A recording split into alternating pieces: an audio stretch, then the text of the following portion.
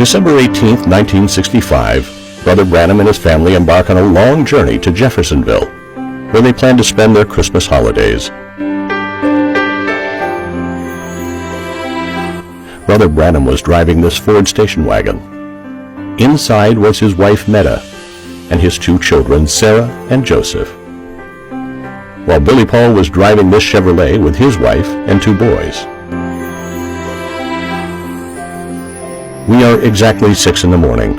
It's the start of the journey from Tucson to Jeffersonville, Indiana. It's a long journey, and they will never reach the destination. First stop, Benson,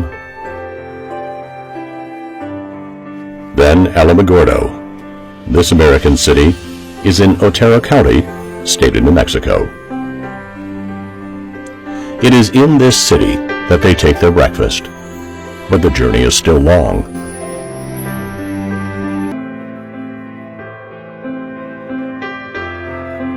Before dark, they reached Clovis, still in the state of New Mexico.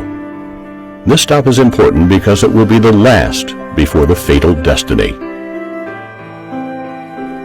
While the whole family is at the dinner table at the small restaurant in Clovis, Brother Branham remains in the car before finally deciding to join the family at the last minute, and this time he will take just a small, very light dish, and it will be Brother Branham's last meal.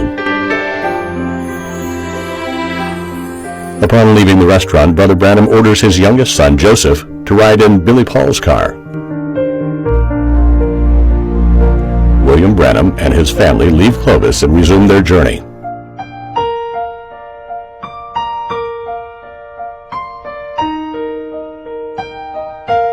It's 7 p.m. The night has just fallen on Texas. Brother Branham's convoy is about 128 kilometers from the town of Amarillo. Billy Paul's car is ahead and Brother Branham's behind, when suddenly Billy spotted a car with just one headlight on, giving the impression of a motorcycle coming against him. He barely dodges him, and suddenly there's a big crash.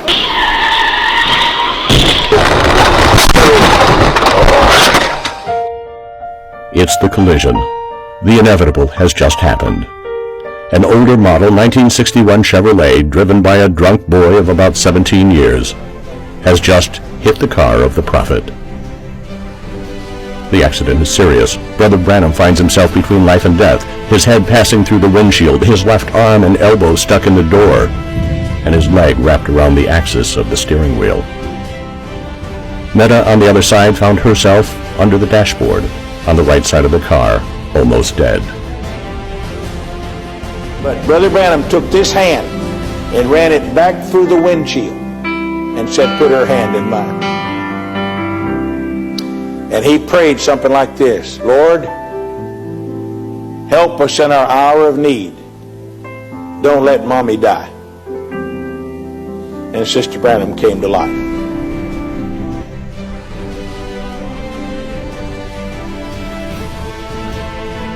Meanwhile, Joseph, who was locked in the car, shouted loudly, and Brother Branham, in the midst of distress, lifted his head. While in heaven, a sign occurred, signaling that an important event just happened in the world. The ambulance evacuates the other casualties on the scene, but Brother Branham, on the other hand, remains embedded in his vehicle. It took 45 minutes to clear William Branham from the scrap.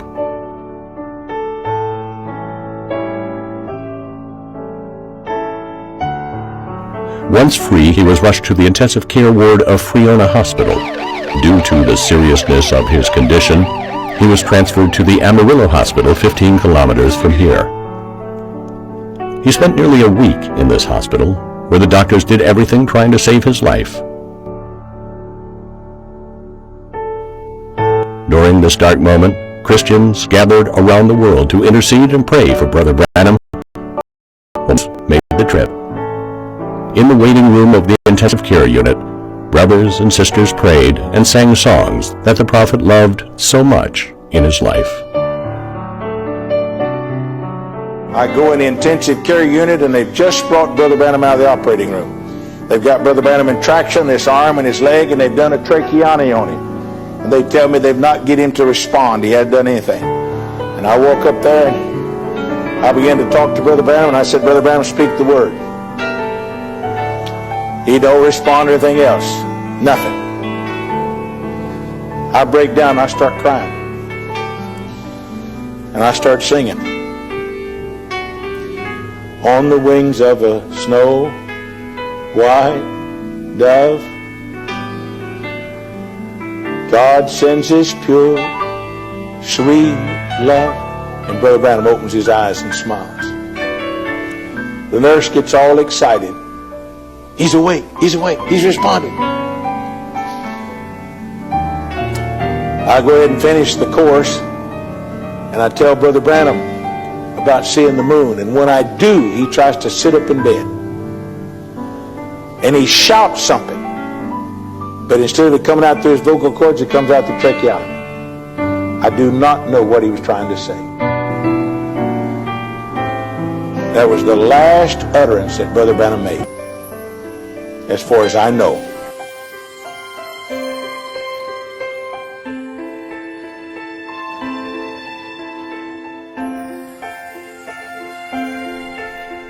It's Friday evening, December 24th. The moment is sad. A radiologist doctor is looking to see Billy Paul, and while he was coming with Brother Green, they saw through the window that the nurses had pulled the curtains from Brother Branham's bed. They both realized that it was over. God had just removed his prophet from the earth. The doctor told Billy Paul that his father had passed away at 1649.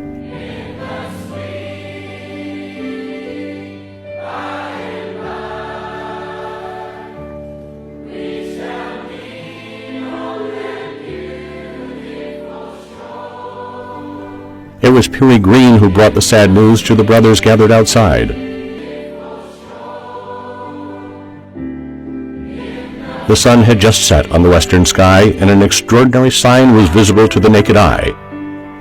The evening star, the moon, and the sun shone almost in the same way.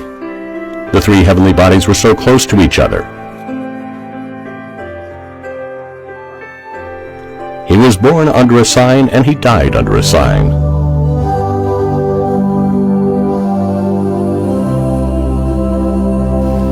Billy, while broken up, remembered the words from his father saying, "If you hear that I'm gone, stop for a moment and sing a verse of the song, Only Believe."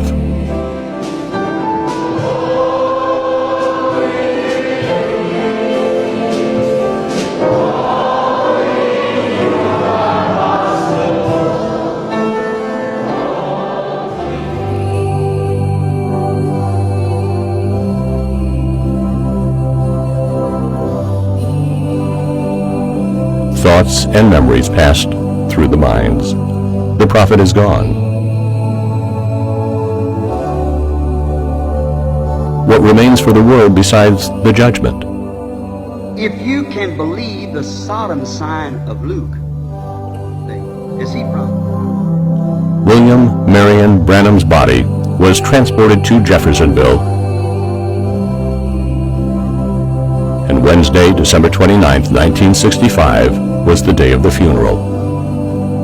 People came from everywhere, crying for the prophet of God who had been taken back to him. That day, the evangelist Tommy Osborne paid a heartfelt tribute to William Branham at the funeral. Right after that, Gordon Lindsay brought Brother Branham to Portland, Oregon, in the big city auditorium that seats 8,000 people. We sat in the third balcony. This gentle little man came out on the platform. He was like Christ to me. He spoke very careful. If you know that name, forget all the silly things that have happened in later years. But at the time that I knew him, he represented Christ to me. He preached tender but firm, and when he got through preaching, hundreds of people came and accepted Christ. I wanted to be able to do that. Then he called for the sick. Marvelous miracles took place as we watched. I had my second vision. I saw Jesus in that man.